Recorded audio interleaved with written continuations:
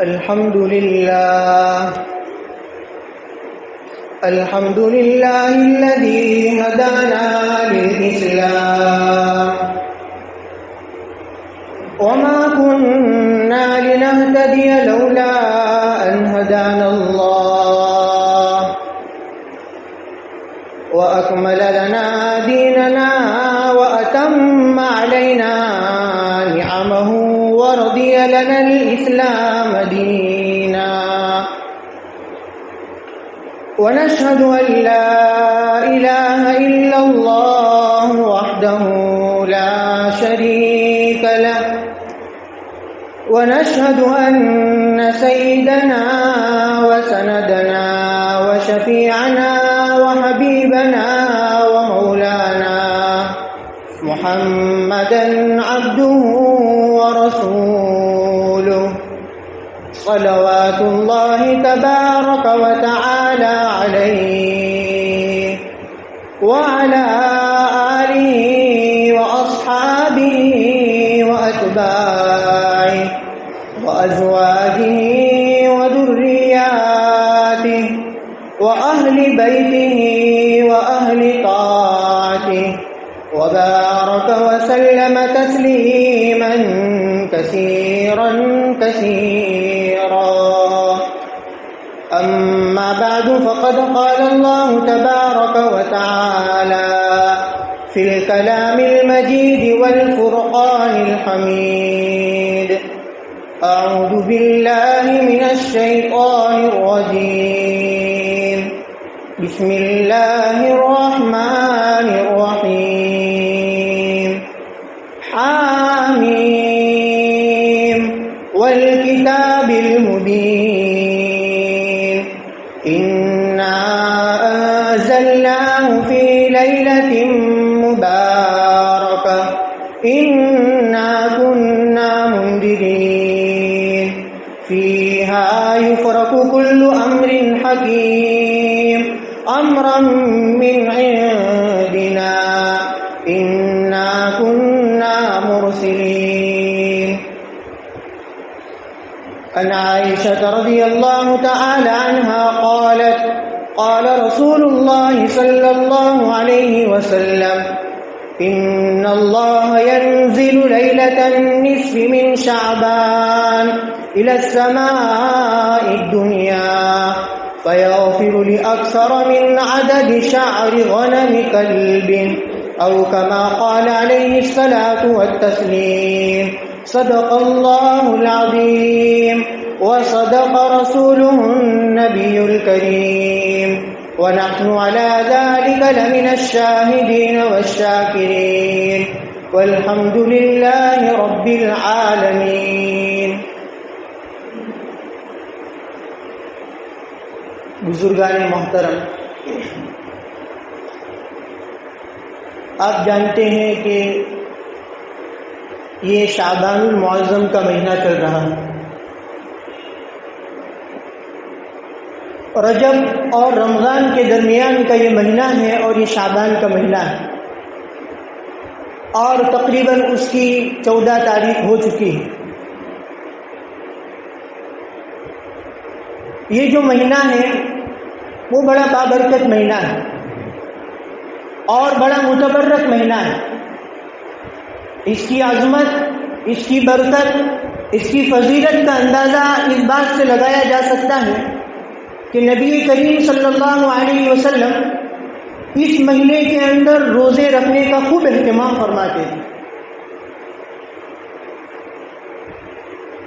خود حضرت عائشہ رضی اللہ تعالیٰ عنہ فرماتی ہیں کہ رمضان المبارک کے مہینے کے اندر نسوانی بیماری کی وجہ سے بعض روزے چھوٹ جاتے ہیں، جسے عورتوں کو حیض وغیرہ آتا ہے تو جس کی وجہ سے وہ رمضان میں روزہ نہیں رکھ سکتی، تو اس کی قضا ہم شعبان کے مہینے میں کیا کرتے تھے. اور حضور بھی روزہ رکھتے تھے اور ہم بھی روزہ رکھتے تھے، تو میاں بیوی آپس میں روزہ رکھتے تھے تو آسانی کے ساتھ ہمارے قضا روزہ ہو جایا کرتے تھے. اور نبی کریم صلی اللہ علیہ وسلم بھی شعبان کے مہینے میں روزہ رکھتے تھے. تو یہ مہینہ ہے وہ بڑا بابرکت مہینہ ہے، اور اس کے بھی 14 دن یہ گزر چکے اور آج کی جو رات ہے وہ شب براءت کی رات ہے. اس کا اصل نام ہے شب براءت. برات یہ بھی غلط، بارات یہ بھی غلط، برت یہ بھی غلط. اصل نام ہے شب براءت. براءت عربی زبان میں کہتے ہیں چھٹکارے کو، نجات کو. اس رات کے اندر اللہ رب العزت اپنے بندوں کی طرف متوجہ ہوتے ہیں، اور بندوں کی طرف اس طرح متوجہ ہوتے ہیں کہ کائنات میں بسنے والے تمام کے تمام افراد کی اللہ تعالیٰ بخشش فرما دیتے ہیں، سب کو اللہ معاف فرما دیتے ہیں. خود روایت میں آتا ہے کہ نبی کریم صلی اللہ علیہ وسلم ارشاد فرماتے ہیں، حضرت عائشہ فرماتی ہیں کہ اس رات کے اندر جب 15ویں شعبان کی مغرب کی اذان ہوتی ہے تو اذان ہوتے ہی اللہ رب العزت یہ پہلے آسمان پر آ جاتے ہیں، اور پہلے آسمان پر آ کر اللہ پکارتے ہیں کہ الا کیا ہے کوئی من مستغفر فاستغفر له کہ فاغفر له کہ کوئی بخشش طلب کرنے والا ہے کہ جس کو میں معاف کر دوں. الا من مبتلا فاعافی کیا ہے کوئی مصیبت زدہ کہ جس کی تکلیف کو میں دور کر دوں. کیا ہے کوئی رحمت کو طلب کرنے والا جس کو میں اپنی رحمت میں ڈھانپ لوں. کیا ہے کوئی سوال کرنے والا جس کے سوال کو میں پورا کر دوں. یہ اللہ رب العزت یہ 15ویں شعبان کی رات مغرب کی اذان سے لے کر جیسے ہی سورج غروب ہوتا ہے اس وقت سے لے کر سورج کے طلوع یعنی صبح صادق تک اللہ تعالیٰ یہ آواز لگاتے رہتے ہیں کیا ہے کوئی مانگنے والا. تو اس رات کی فضیلت اس سے معلوم ہوتی ہے. مگر روایت میں آتا ہے کہ اتنی بابرکت رات ہے، اتنی عظیم المرتبت رات ہے، لیکن اس رات میں بھی چند ایسے لوگ ہیں کہ جس کو اللہ رب العزت محروم کر دیتے ہیں اور اپنے دربار سے اس کو مردود کر دیتے ہیں، اس کی اللہ مغفرت نہیں فرماتے. روایت میں آتا ہے قبیلے بنو کلب کی بکریوں کی تعداد سے زیادہ اللہ تعالیٰ اس رات میں لوگوں کی مغفرت فرماتے ہیں. جیسے ایک سوال ہوتا ہے کہ قبیلے بنو کلب کیوں؟ تو کہا کہ عرب کے اندر لوگوں کی عادت تھی بکریوں کے پالنے کی. تو یہ قبیلے بنو کلب یہ ایک ایسا قبیلہ تھا کہ جو لوگ بڑی تعداد کے اندر اور وافر مقدار کے اندر بکریوں کو پالا کرتے تھے.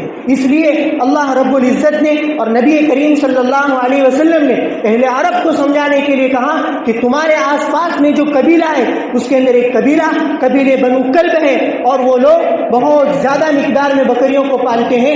ان کے پاس جتنی بکریاں ہیں اور ان بکریوں پر جتنے بال ہیں اس سے بھی زیادہ اللہ تعالیٰ لوگوں کو اس رات کے اندر یہ معاف کر دیتے ہیں اور ان کی بخشش فرما دیتے ہیں. لیکن اس رات میں چند ایسے لوگ ہیں، ایسے بدبخت اور ایسے محروم القسمت محروم الخیر لوگ ہیں کہ جن کو اللہ تعالیٰ محروم کر دیتے ہیں، اپنے دربار سے ان کو دھتکار دیتے ہیں، ان کی اللہ مغفرت نہیں فرماتے. ویسے مختلف روایت میں مختلف افراد کا نام آیا ہے، لیکن میں تمام کو جمع کر کے آپ کے سامنے بیان کرتا ہوں. ویسے اس رات کی فضیلت گزشتہ مجلس میں آپ کے سامنے مختصراً آ چکی تھی. حضرت عائشہ رضی اللہ تعالیٰ عنہ کی روایت میں آتا ہے کہ تقریباً 19 یا 17 یا 18 لوگ ایسے ہیں کہ اس رات کے اندر اللہ ان کی مغفرت نہیں فرماتے. اس میں سب سے پہلا آدمی ہے لا ينظر اللہ فیہا الی مشرک. اس رات کے اندر اللہ تبارک و تعالیٰ ایسے لوگوں کی طرف نظر رحمت نہیں فرماتے جو لوگ اللہ کے ساتھ شرک کرتے ہیں، اللہ کے ساتھ دوسروں کو بھی معبود مانتے ہیں. ایسے لوگوں کو اللہ تعالیٰ اس رات میں بخشش نہیں فرماتے، ان کو معاف نہیں فرماتے، ان کی طرف نظر رحمت بھی نہیں فرماتے. وہ تمام کے تمام لوگ جو شعوری طور پر اور غیر شعوری طور پر شرک کے اندر مبتلا ہے، اللہ ان کو معاف نہیں فرماتے. اور نمبر 2 پر روایت میں آتا ہے کہ ولا الی مشاحن. اس رات میں اس آدمی کی مغفرت نہیں ہوتی جو اپنے دل کے اندر کینہ رکھتا ہے، بغض رکھتا ہے، عداوت، نفرت، آپس میں دشمنیاں رکھتا ہے. ایسے آدمی کی اس رات میں مغفرت نہیں ہوتی. یہ کینہ یہ اتنی بڑی بیماری ہے کہ انسان کو جنت میں اس وقت تک داخل نہیں ہونے دیا جائے گا جب تک کہ اس کا دل یہ کینہ سے پاک نہ کر دیا جائے. جب تک اس کا دل کینہ سے بھرا ہوا ہوگا وہاں تک اسے جنت میں داخلہ نہیں دیا جائے گا. آپ کو جہنم میں جانا پڑے گا، جہنم میں جا کر آپ کو اپنے دل کی صفائی کرنی پڑے گی، پھر جا کے آپ کو جنت کے اندر داخلہ نصیب ہوگا. یہ ہے کینہ. لیکن کینہ کس کو کہتے ہیں؟ تو لوگ اس کو سمجھتے نہیں ہے بہت جلدی. لیکن بہت سارے لوگ دنیا میں کرتے ہیں، بھائی بھائی کا دشمن ہے، ظاہر میں تو بھائی کی ہمدردی ہے اور آپس میں تو محبت کی باتیں کرتے ہیں، لیکن پس پردہ اسی بھائی کے پیچھے یہ جادو کرواتا ہے، اور اپنی بہن ہی کا پس پردہ یہ بڑا دشمن ہوتا ہے۔ دل کے اندر نفرت پالنے والے لوگ بہت سارے ہیں دنیا میں سے، جن کے ظاہر اور باطن میں واضح فرق ہے۔ علماء نے اس کینہ کو سمجھانے کے لیے ایک حکایت لکھی کہ ایک زمانے کے اندر ایک بڑا آدمی تھا، اللہ والا تھا، صالح قسم کا آدمی تھا۔ اس نے یہ سوچا کہ مجھے اللہ کی عبادت کرنی ہے۔ اللہ کی عبادت کرنے کے لیے وہ پہاڑ پر چلا گیا، 1 سال تک مسلسل اللہ کی عبادت کرتا رہا، ذکر کرتا رہا، قرآن کریم کی تلاوت کرتا رہا۔ اچانک اللہ رب العزت کی طرف سے ندا آئی، آواز آئی کہ مانگ میرے بندے، تجھے کیا مانگنا ہے، تو مانگ، تجھے کیا مانگنا ہے؟ تو کہا کہ مجھے ایک ہنڈیا مل جائے، یعنی روزانہ کھانے پینے کا سامان مل جائے تو میں آرام سے سکون کے ساتھ عافیت کے ساتھ کھاتا پیتا رہوں اور تیری عبادت کرتا رہوں۔ تو اللہ تعالیٰ نے اس کے لیے کھانے پینے کا انتظام کر دیا کہ روزانہ تیرے در پر اور تیرے گھر پر میری طرف سے کھانا آ جائے گا اور تو پیٹ بھر کر کھا لے گا۔ اللہ رب العزت کا غیبی نظام تھا، اللہ تعالیٰ نے اس کے لیے کھانے کا انتظام کر دیا۔ اب وہ پہاڑ پر سے اپنے گھر پہ تشریف لایا تو گھر پہ بھی اس کے لیے روزانہ کھانا آ رہا ہے اللہ کی طرف سے، اور روزانہ کھا رہے ہیں، اور ایک کھانے میں سے گھر کے 3-4 افراد کھا رہے ہیں کھانا۔ اب اس گھر کے پڑوس کے اندر اس کا ایک رشتہ دار رہتا تھا۔ اب اس رشتہ دار نے دیکھا کہ ہمارا پڑوسی آج کل کا مالدار بنا ہے، پتہ نہیں کہاں سے کھانا پینا آتے ہیں، اور گال کے اندر بھی خون کی سرخیاں نظر آتی ہیں، کھٹے کٹے نظر آتے ہیں، پتہ نہیں کہاں سے کھانا روزانہ اتنی وافر مقدار میں ان کے پاس آتا ہے۔ تو ان سے کہا کہ یہ تم کہاں سے لائے کھانا پینا؟ تو کہا کہ فلاں فلاں پہاڑ پر گیا تھا اور اللہ رب العزت نے مجھے الہام کیا کہ مانگ میرے بندے، تجھے کیا مانگنا ہے؟ تو میں نے اللہ سے یہی کھانا پینا مانگا، تو میرے لیے کچھ انتظام ہو جائے گا؟ تو کہا کہ ہاں، تو کیا؟ کہ تو بھی پہاڑ پر جا اور 1 سال عبادت کر، اللہ تعالیٰ تجھے بھی دے گا۔ اب اس نے بھی بسترا لیا اور ہاتھ میں تسبیح قرآن سب لے کر پہاڑ پر چلا گیا، اور پہاڑ پر جا کر وہ بھی مراقبے کرنے لگا، قرآن کی تلاوت کرنے لگا، ذکر و اذکار کرنے لگا۔ پھر 1 سال ہوا کہ اللہ کی طرف سے الہام آیا کہ مانگ میرے بندے، تجھے کیا مانگنا ہے؟ تو مانگ۔ تو کہا کہ کھانا پینا نہیں مانگنا، کیا مانگنا ہے کہوں؟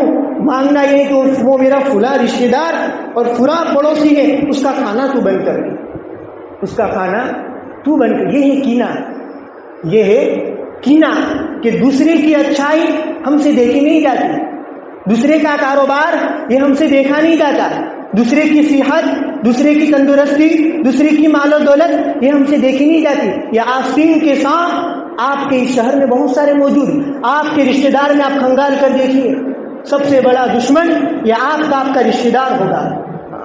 عربی زبان میں رشتہ دار کو اقارب کہتے ہیں، اقارب الف سے اور حمزہ سے، اور عربی زبان میں اقارب یہ رشتہ دار کو کہتے ہیں، اور اگر الف کی جگہ عین آ جائے تو اس کا معنی ہوگا بچھو۔ اس لیے علماء نے لکھا ہے الاقارب کالاقارب، کہ آپ کے رشتہ دار یہ آپ کے سانپ ہیں، یا آپ کے رشتہ دار یہ آپ کے بچھو ہیں۔ تو کہیں ہمارا شمار ان رشتہ دار میں اور ان لوگوں میں تو نہیں کہ جو اپنے دل کے اندر کینہ پالتے ہیں، اپنے دل کے اندر نفرت پالتے ہیں۔ ایسے لوگوں کی اس رات میں مغفرت نہیں ہوتی، اور اس گناہ کے اندر سب سے زیادہ ملوث ہونے والی اگر کوئی شخصیت ہے، اگر کوئی طبقہ اور کوئی گروہ ہے تو وہ عورتوں کی جماعت ہے، کہ ظاہر کچھ اور باطن کچھ اور۔ ظاہر کا آپ کے سامنے ایسی ایسی باتیں کریں گے کہ آپ کے کلیجے کے نیچے اور آپ کے بالکل دل کے اندر پیوست ہو جائیں گے، لیکن پس پردہ سب سے بڑی دشمن یا آپ کی فلاں فلاں فلاں ہو۔ اب دیکھیے اس شہر کا، میں جانتا ہوں ایسے لوگوں کو۔ روایت میں آتا ہے نبی کریم صلی اللہ علیہ وسلم نے حضرت انس بن مالک سے فرمایا کہ یا انس، ایک نصیحت کرتا ہوں۔ تو کہا کیا اللہ کے رسول؟ تو کہا کہ نصیحت یہ ہے کہ یا بنی ان قدرت ان تصبح وتمسی وليس في قلبك غش لأحد فافعل۔ ایک کام کرنا ہے وہ کام یہ ہے کہ جب رات کو تم سو اور صبح کو جب تم بیدار ہو تو تمہارے دل کے اندر تمہارے دشمن کے حوالے سے اور تمہارے رشتہ دار کے حوالے سے کوئی کینہ کپٹ اور بغض نہیں ہونا چاہیے. تو کہا کہ ہاں اللہ کے رسول اس پر عمل کروں گا. تو اللہ کے رسول نے کہا وذالک من سنتی، یہ میری عظیم الشان سنت ہے. فمن احب سنتی فقد احبنی، جس نے میری سنت سے محبت کی اس نے مجھ سے محبت کی، اور جس نے مجھ سے محبت کی وہ میرے ساتھ کل قیامت کے دن جنت میں ہوگا. تو یہ ہے شہد، اس کو عربی زبان میں غل کہتے ہیں، کینہ کپٹ بغض عداوت. اس لیے ایک روایت میں آتا ہے حضرت انس بن مالک رضی اللہ تعالیٰ عنہ فرماتے ہیں کہ نبی کریم صلی اللہ علیہ وسلم حضرات صحابہ کے ساتھ اپنے مجمع میں تشریف فرما تھے کہ اچانک حضور نے کہا کہ ابھی ایک آدمی آنے والا ہے جو جنتی ہے، ابھی ایک آدمی آنے والا ہے جو جنتی ہے. سارے کے سارے صحابہ اس کی طرف متوجہ ہو گئے. تو وہ صحابی آ رہے ہیں، دائیں ہاتھ کے اندر جوتی ہے اور اپنے چہرے سے پانی ٹپک رہا ہے اور مجلس میں آ کر بیٹھ گئے. پھر دوسرے دن حضور نے کہا کہ ابھی ایک جنتی آدمی آنے والا ہے. سارے کے سارے صحابہ متوجہ، کون آ رہا ہے؟ پھر کل جو تھے وہی آ رہے ہیں، داہنے ہاتھ کے اندر جوتی، چہرے پر سے پانی ٹپک رہا ہے وضو کا. تیسرے دن حضور نے کہا کہ ابھی ایک جنتی آدمی آنے والا ہے. تو سارے کے سارے صحابہ متوجہ، اب کون آ رہا ہے؟ تو کہا کہ وہی جو کل تھے وہی آ رہے. 3 دن تک مسلسل کون؟ سید الاولین والآخرین جناب تاجدار مدنی محمد عربی صلی اللہ علیہ وسلم اس کو اس کی زندگی میں جنت کی بشارت دے رہے ہیں کہ فلاں آدمی جنتی آ رہا ہے. اب عبداللہ ابن عمرو بن العاص سے رہا نہیں گیا، پیٹ میں درد ہو گیا کہ مجھے بھی جنت کی بشارت ایسے ملنی چاہیے. وہ کون سا ایسا بڑا عمل کرتا ہے کہ جس کی بنیاد پر اللہ کے رسول صحابہ کے مجمع میں یہ کہہ رہے ہیں کہ جنتی ہے؟ یہ میرے اور آپ کے مجمع میں نہیں، صحابہ کے مجمع میں اللہ کے رسول کہہ رہے ہیں. عبداللہ بن عمرو بن العاص نے کہا کہ بھائی گھر میں جھگڑا ہو گیا ہے، 3 دن کے لیے تیرے گھر پہ رہنے آؤں گا، اجازت ہے؟ تو کہا کہ ہاں آئیے 3 دن میرے گھر رہیے. حالانکہ جھگڑا پگڑا کچھ ہوا نہیں تھا. دیکھنے کے لیے، انکوائری کرنے کے لیے کہ رات کو ایسا کون سا عمل کرتے ہیں کہ جس کی بنیاد پر اللہ کے رسول اپنی زبان مبارک سے کہہ رہے ہیں کہ جنتی آدمی آ رہا ہے. 3 دن تک اس کے گھر پہ رہے تو رات کو سوتے ہیں، تہجد کی نماز بھی نہیں پڑھتے، عشاء کی نماز پڑھی، فجر کی نماز باجماعت پڑھی اور کچھ عمل دیکھا نہیں. 1 دن ہوا، 2 دن ہوئے، 3 دن ہوئے، اب ان کے بھی پیٹ میں درد ہوا کہ پوچھوں تو صحیح کہ کیا ہے، کون سا ایسا عمل ہے کہ جس کی بنیاد پر اللہ کے رسول تجھے کہ جنتی ہیں. تو بالآخر ان سے پوچھا تو انہوں نے کہا کہ میرا کوئی ایسا عمل نہیں ہے، کوئی نہیں. بس وہ مایوس ہو کر جا رہے تھے کہ بلائے کہ ادھر آؤ. تو کہا کہ ہاں ایک عمل ہے. تو کیا؟ ایک عمل یہ ہے کہ جب میں رات کو سوتا ہوں تو اپنے دل کو ٹٹولتا ہوں کہ میرے دل میں میرے کسی بھائی کے حوالے سے کوئی کینہ تو نہیں، کوئی نفرت تو نہیں، کوئی عداوت تو نہیں، کوئی دشمنی تو نہیں، کوئی بغض تو نہیں، کوئی حسد تو نہیں، کوئی غل تو نہیں. تو کہا کہ نہیں، ایسا کچھ نہیں ہوتا. اور جب میں رات کو سوتا ہوں تو یہ سینہ بے کینہ ہوتا ہے، اس سینے کے اندر کسی کے حوالے سے کوئی دشمنی نہیں ہوتی. یہی اس کا نتیجہ کہ اللہ کے رسول جیتے جی انہیں جنت کی بشارت دے. تو اس رات میں اس آدمی کی بھی مغفرت نہیں ہوتی جو اپنے دل کے اندر کینہ پالتا ہے، اپنے دل کے اندر رشتہ داروں کے حوالے سے رنجش رکھتا ہے، ملال رکھتا ہے. ایسا آدمی کی مغفرت نہیں ہوتی. اور نمبر 3 پر اللہ کے رسول صلی اللہ علیہ وسلم ارشاد فرماتے ہیں ولا الی مسلم ازار، ٹخنوں سے نیچے ازار لٹکانے والا، ٹخنوں سے نیچے ازار لٹکانے والا ایسے آدمی کی اس رات میں مغفرت نہیں ہوتی. حضرت مولانا احتشام الحق صاحب تھانوی نور اللہ مرکزوں فرمایا کرتے تھے کہ اس امت کا حال آج ایسا ہو گیا ہے کہ انگریز کے کہنے سے، انگریز نے کہا کہ گھٹنے کھول دو اور نیکر اور چڈی پہنو تو لوگوں نے وہ کہنا شروع کر دیا کہ بڑے اللہ والے ہیں. انگریز کے کہنے سے لوگ ننگے ہو گئے اور نبی کریم صلی اللہ علیہ وسلم کے کہنے سے اس امت نے اپنے ٹخنے بھی کھولنا برداشت نہیں کیا. یہ اس امت کا حال.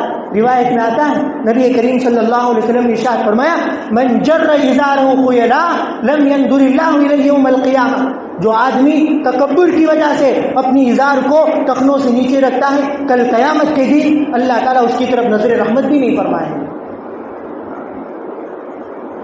ٹخنوں سے نیچے ازار کیوں جاتی ہے؟ اس کی اصل وجہ امام غزالی کے بقول کبر، تکبر. انسان میں جانے پہچانتے ہوئے کبر پایا جاتا ہے. اس کبر کی نحوست ہوتی ہے کہ آدمی اپنے ٹخنوں سے نیچے پائجامہ لٹکاتا ہے.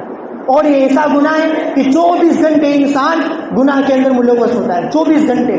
ظاہر سی بات ہے کہ ہر وقت جب رات کو سوتا ہے، صبح کو چلتا ہے پھرتا ہے، ملازمت پر جاتا ہے، تو ہر وقت اس کی ازار یہ ٹخنوں سے نیچے رہتا ہے، تو ہر وقت وہ گناہ کبیرہ میں مرتکب رہتا ہے. اور یہ کبر ہے. اور روایت میں آتا ہے کہ نبی کریم صلی اللہ علیہ وسلم نے ارشاد فرمایا الکبریاء ردائی، تکبر، یہ کبر، بڑائی، یہ میری چادر ہے، جو میری چادر سے جھگڑا کرے گا اس کی گردن کو توڑ کر رکھوں گا. اور جب یہ روایت آتی تھی تو ہمارے استاد محترم اس روایت کو ایسا سمجھاتے کہ ایک کاغذ لیتے اور کاغذ کے ٹکڑے کرتے اور کہتے کہ کاغذ کے جتنے ٹکڑے ہوئے اللہ اس آدمی کے اتنے ٹکڑے کر دیتے ہیں. ٹکڑے کرنے سے مراد یعنی اللہ اس کو برباد کر دیتے ہیں، اس کی زندگی میں اللہ بے برکتی کو رکھ دیتے ہیں. اور 3 آدمی ہوئے، ایک مشرک، نمبر 2 دل میں کینہ باندھنے والا، اور نمبر 3 وہ آدمی جو ٹخنوں سے نیچے ازار لٹکانے والا. اور ایک روایت میں آتا ہے کہ چوتھا وہ آدمی جو شراب کا عادی ہے. جو شراب کا عادی ہو اس کی بھی اس رات میں مغفرت نہیں ہے. اور شراب روایت کے بقول تمام کے تمام گناہوں کی جڑ اگر کوئی چیز ہے تو شراب. شراب میں انسان طلاق بھی دیتا ہے، شراب میں انسان حفوات بھی بکتا ہے، شراب میں انسان اناپ شناپ بھی بکتا ہے، شراب میں انسان یہ غیر شرعی معاملات بھی کرتا ہے. اس لیے ام الخبائث ہے. اور نمبر 5 پر نبی کریم صلی اللہ علیہ وسلم نے ارشاد فرمایا کہ اس رات میں ناحق کسی کو قتل کرنے والے کی بھی مغفرت نہیں ہے. اور نمبر 6 پر اللہ کے رسول نے فرمایا کہ زنا کرنے والا مرد اور زنا کرنے والی عورت اس کی بھی مغفرت نہیں ہوتی. نمبر 7 پر اللہ کے رسول نے فرمایا کبر، اپنے اندر غرور کو پالنے والا، اس کی بھی اس رات میں مغفرت نہیں. آپ جانتے ہیں تکبر کس کو کہتے ہیں؟ آج کل لوگ تکبر اسی کو سمجھتے ہیں کہ اچھا کپڑا پہن لیا، اچھی گھڑی پہن لی، اچھا خاصا فون لے لیا اور گھومتا رہا تو یہ تکبر کرتا ہے. حالانکہ اسے تکبر نہیں کہتے. ایک نبی کریم صلی اللہ علیہ وسلم نے حضرات صحابہ سے کہا کہ جس شخص کے دل کے اندر ایک رائی کے دانے کے برابر بھی کبر ہوگا اس کو جنت میں داخل نہیں ہونے دیا جائے. تو ایک صحابی نے پوچھا کہ اللہ کے رسول اگر اچھا کپڑا پہنے، اچھا لباس پہنے، اچھا مکان ہو، اچھی گاڑی ہو تو کبر میں؟ تو کہا کہ نہیں، یہ کبر نہیں ہے، بلکہ ان اللہ جمیل یحب الجمال، ان اللہ نظیف یحب النظافہ. اللہ تو پاک ہے، پاکیزگی کو پسند کرتا ہے. اگر تم اچھے کپڑے پہنتے ہو اللہ کو راضی کرنے کے لیے تو کوئی حرج کی بات نہیں. 5000 کا جوڑا پہنو لیکن نیت صحیح رکھو، شہرت کی نہیں، جائز نہیں، کوئی حرج کی بات نہیں. تو اللہ کے رسول نے کہا کہ اصل کبر اس کو کہتے ہیں کہ اپنے دل کے اندر بڑائی کو رکھنے والا، لوگوں کو حقارت کی نگاہ سے دیکھنے والا، اپنے آپ کو سب سے اچھا سمجھنے والا. ہم چوں مندی کرے نیک، اس دنیا میں آدم کے بعد، محمد کے بعد اگر کوئی افضل ہے تو میں ہوں. یہ بڑائی کا اندر دعویٰ، یہ بڑی بھیانک چیز ہے، انسان کو ہلاکت تک پہنچا دیتی ہے. مفتی محمد شفیع صاحب نور اللہ مرکزہ نے علامہ دمیری کے حوالے سے حیات الحیوان میں ایک واقعہ نقل کیا ہے. وہ واقعہ یہ ہے کہ عراق کے ایک بہت بڑے اللہ والے شیخ عبداللہ اندلوسی، ابو عبداللہ اندلس، اتنے بڑے عالم تھے کہ تفسیر کے محدث، 30,000 حدیثوں کے حافظ تھے. اور علامہ شبلی، جنید بغدادی، سید الطائفہ جنید بغدادی یہ ان کے تلامذہ میں سے، ان کے شاگردوں میں سے. اچانک اپنے تمام کے تمام تلامذہ کے ساتھ ایک سفر پر روانہ ہوئے. جب سفر پر روانہ ہوئے تو نماز کا وقت ہوا. نماز کا وقت ہوا تو وضو کے لیے پانی کی تلاش تھی.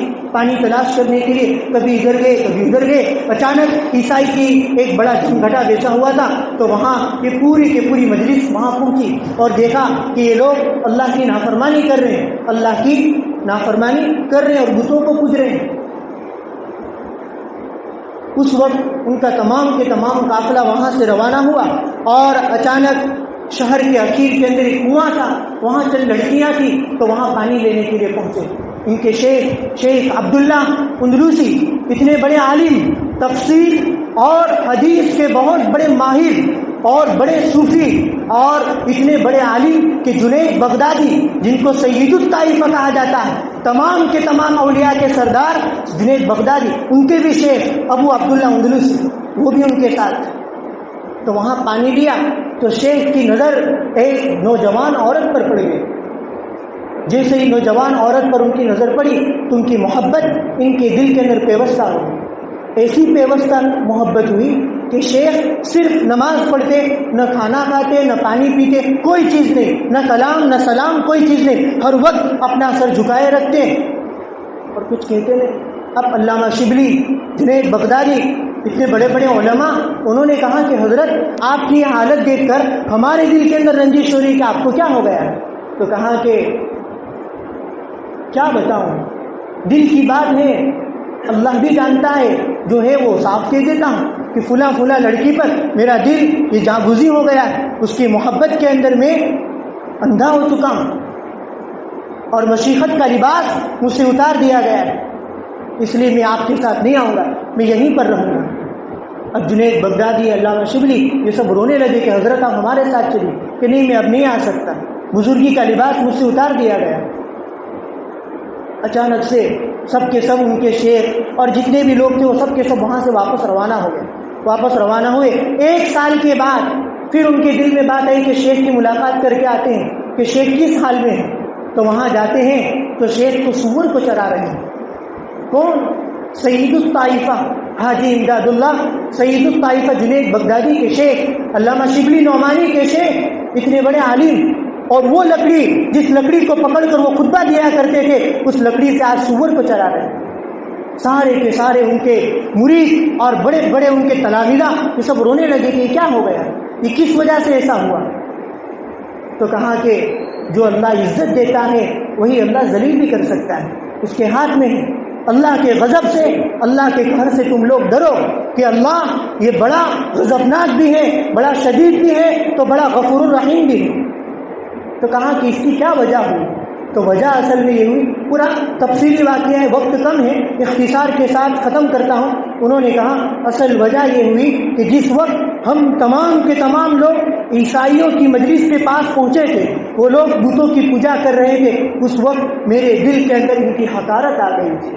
یہ بدبخت، یہ نالائق قسم کے لوگ ایک اللہ کو چھوڑ کر بہت سارے لوگوں کو پوج رہے ہیں۔ یہ حقارت ایسی تھی کہ اسی وقت اللہ کی طرف سے ندا آئی کہ کیا تو یہ سمجھ رہا ہے کہ تیرا توحید پرست ہونا، تیرا موحد ہونا یہ تیرا ذاتی کمال ہے؟ لے میں تجھے مزہ چکھاتا ہوں۔ اسی وقت میرے دل سے ایک پرندہ اڑا اور وہ پرندہ میرا ایمان تھا، اسی وجہ سے اللہ تعالیٰ نے مجھے دھتکار دیا۔ پھر اسی وقت انہوں نے اللہ سے دعا کی، جنید بغدادی، علامہ شبلی، تمام کے تمام اس وقت اللہ سے دعا کی، ایسی دعا مانگی کہ جنگل کے بے زبان جانور بھی رونے لگے اور ان پر بھی رقت طاری ہو گئی، اور اللہ تعالیٰ نے واپس ان کو ان کی مشیخت اور واپس ان کو بزرگی لوٹا دی اور بہت بڑے اللہ کے ولی بن گئے۔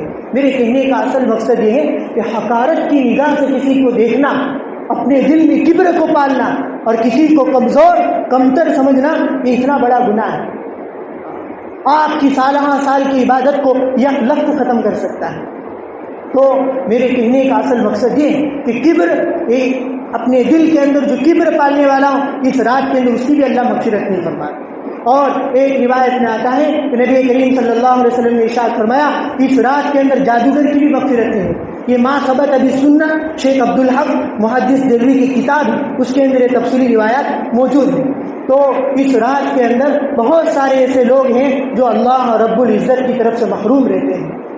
تو اس لیے وہ تمام کے تمام لوگ کہ جن کے زندگی کے اندر یہ گناہ پائے جاتے ہیں، اپنی ازار کو ٹخنوں سے نیچے رکھتے ہیں، شرک کرتے ہیں، والدین کے نافرمان ہیں، ان کی بھی مغفرت نہیں ہوتی، رشتہ ناتا توڑنے والے ہیں، آپس میں قطع تعلق رکھتے ہیں، ان تمام کے تمام لوگوں کو صلح کر لینی چاہیے، اپنے والدین کے مطیع اور فرمانبردار ہو جانا چاہیے۔ اور اس رات کے اندر عموماً لوگ قبرستان کا چکر لگاتے ہیں، حالانکہ مفتی محمد شفیع صاحب نور اللہ مرکزوں نے لکھا ہے کہ ہماری شریعت کا یہ امتیاز رہا ہے کہ جو چیز شریعت میں جس درجے سے ثابت ہو اس چیز کو شریعت میں اسی درجے میں رکھا جائے گا، اس میں نہ زیادتی کی جائے گی نہ کمی کی جائے گی۔ اب اللہ کے رسول صلی اللہ علیہ وسلم اپنی پوری زندگی کے اندر صرف قبرستان اس رات کے اندر ایک مرتبہ گئے، اپنی پوری زندگی گزشتہ مجلس میں آپ نے سنا تو پوری روایت، اس روایت میں تھا کہ حضرت عائشہ صدیقہ نے دیکھا کہ اللہ کے رسول بستر پر موجود نہیں ہے، تو آپ جنت البقیع میں گئے، وہاں اللہ کے رسول کو دیکھا کہ اللہ کے رسول رو رہے ہیں اور امت کے لیے دعائیں مانگ رہے ہیں۔ پھر حضرت عائشہ واپس اپنے گھر پہ تشریف لائی، اللہ کے رسول نے پوچھا کہ اتنی ہانپ کیوں رہی ہو؟ تو کہا کہ میں آپ کو دیکھنے کے لیے گئی تھی، آپ کسی اور سوکن کے پاس تو نہیں گئی۔ یہ سارا کے سارا تفصیلی قصہ اس روایت میں دیکھیے۔ اللہ کے رسول نے حضرت عائشہ کو یہ نہیں کہا کہ قبرستان چلو، اور اللہ کے رسول نے حضرت عائشہ کو بیدار بھی نہیں کیا۔ اس روایت سے پتہ چلتا ہے کہ اللہ کے رسول اپنی پوری زندگی کے اندر صرف اور صرف ایک مرتبہ قبرستان گئے، اور ہم تو بار بار جاتے ہیں، اور وہ بھی سنت کی نیت سے نہیں، گھومنے کی نیت سے، اور اس کے اندر پھر لوگوں کو تکلیف بھی ہوتی ہے، اور ایذائے مسلم یہ حرام، ایک مستحب بھی نہیں، بلکہ اللہ کے رسول نے ایک مرتبہ اپنی زندگی میں کام کیا، اس کام کو کرنے کے لیے وہاں جاتے ہیں، اور اتنا ہجوم ہوتا ہے کہ غیر بھی اس سے پریشان ہوتے ہیں، اپنے بھی اس سے پریشان ہوتے ہیں۔ اس لیے ہماری شریعت کا یہ امتیاز ہے کہ جو چیز جس درجے میں ثابت ہو اس کو اس درجے میں رکھا جائے۔ جو کرنے کے کام ہے وہ نہیں کرتے تو اللہ پھر نہ کرنے کے کام ہم سے کروائے گا۔ اس لیے اصل چیز یہ ہے کہ آج کی رات میں جتنا ہو سکے اتنا انفرادی عبادت کی جائے، اور قرآن کی تلاوت کی جائے، ذکر و اذکار کیا جائے، اپنے اپنے اعتبار سے۔ مسجد میں ہجوم اور یہاں اجتماع یہ کوئی ضروری نہیں، بلکہ نفلی عبادت کا اصل مقام تو یہ ہے کہ آپ ہو اور آپ کا اللہ ہو، اس کے سوا کوئی نہ ہو، اور اس کے لیے بہترین جو مقام اور موقع ہے وہ آپ کے لیے آپ کا گھر ہے۔ اس لیے اپنے گھر میں رہتے ہوئے اللہ کی جتنی ہو سکے اتنی عبادت کریں، اگر کچھ عبادت نہ ہو سکے تو گناہ سے بچیں، عشاء کی نماز باجماعت پڑھیں، فجر کی نماز باجماعت پڑھیں، پوری رات آپ کے لیے عبادت کا ثواب آپ کو مل جائے گا۔ اس لیے اس بابرکت رات کی قدردانی کریں۔ اس کی سب سے بڑی قدردانی ہے کہ انسان گناہ سے بچ جائے، سب سے بڑی اس کی قدردانی ہے۔ کچھ نہ ہوتا ہو تو گناہ کے کام سے تو بچ جائے، یہ سب سے بڑی اس کی قدردانی ہے۔ اپنے آپ کو مٹاؤ، جتنا انسان اپنے آپ کو مٹائے گا اتنا انسان آگے بڑھے گا۔ مٹا دے اپنی ہستی کو اگر کچھ مرتبہ چاہے، مٹا دے اپنی ہستی کو اگر کچھ مرتبہ چاہے، کہ دانہ خاک میں مل کر گلے گلزار ہوتا ہے۔ ایک دانے کو بھی زمین سے اوپر نکلنے کے لیے مٹی کے اندر دبنا پڑتا ہے، تو اپنے آپ کو اللہ کے سامنے کھپانا پڑے گا۔ جب اپنے آپ کو کھپاؤ گے تو آپ جنت کے مستحق بن جاؤ گے۔ اور اللہ تعالیٰ نے ہمارے لیے توبہ جیسی عظیم الشان نعمت بھی رکھی ہے، تو اس رات میں خوب گڑ گڑا کر اللہ تعالیٰ سے مانگے۔ بابا نجم الحسن صاحب فرمایا کرتے تھے کہ دولتیں مل گئی ہیں آہوں کی، دولتیں مل گئی ہیں آہوں کی، ایسی کیسی میرے گناہوں کی۔ یعنی آہ اصل میں کہتے ہیں اندر کی کڑھن کو اور تضرع کو، گریہ و زاری کو، اللہ سے مانگنے کو۔ یہ مانگنا ایک ایسی دولت ہے کہ آپ کے سارے گناہوں کو ختم کر سکتا ہے۔ اس لیے جتنا ہو سکے اتنا انفرادی اعتبار سے اللہ کی طرف رجوع ہونے کی ضرورت ہے، اپنے اعمال کو درست کرنے کی ضرورت ہے، اور جہاں تک ہو سکے وہاں تک اپنے آپ کو گناہوں سے بچانا ہے۔ اور گھاٹی سماج کی طرف سے بھی یہی اعلان ہے کہ قبرستان جاتے ہوئے اگر جانا ہو تو بندر راستے سے جائے، اور واپس آنا ہو تو یہ آرواؤ کے راستے سے آئے۔ اس لیے خامخواہ ہجوم، پتہ نہیں لوگوں کا دماغ یہ معروف ہو چکا ہے یا پھر شریعت کو سمجھتے ہیں یا نہیں سمجھتے۔ جو چیز شریعت میں جس درجے میں ثابت ہو اس کو اسی درجے میں رکھنا۔ اب اسی بہانے عشاء کی نماز فوت ہو رہی ہے، راتوں کو دیر تک جاگنے کے اندر فجر کی نماز جو فرض ہے فرماتی ہیں، اور اسی کو چھوڑ کر ایک لازم کو ملزوم کیا جا رہا ہے، اس کا التزام اور اہتمام کیا جا رہا ہے، اور اس کی وجہ سے یہ سب گمراہی ہے۔ اور وہ چیز جو شریعت میں نہ ہو اس کو لانا یہ سب سے بڑی گمراہی ہے۔ اس لیے اپنے آپ کو اس سے بچائے۔ اور ایک مدرسے کے سفیر آئے، ان کے اپنے مدرسے کے چندے کے لیے 1 کروڑ سالانہ خرچے، تو ان کا بھی تعاون فرمائے۔ جام نگر سے آئے، اللہ تعالیٰ اور کہا کہ دریائے رحمت جوش میں ہے اور رحمت کا باڑا برس رہا ہے۔ حضور نے فرمایا عائشہ جو مانگنا ہے مانگ لو، یہ اتنا سنہری موقع ہاتھ آیا ہے، تو میں چاہتی ہوں کہ کوئی مانگوں تو اہم شے مانگوں، تو آپ کی خدمت میں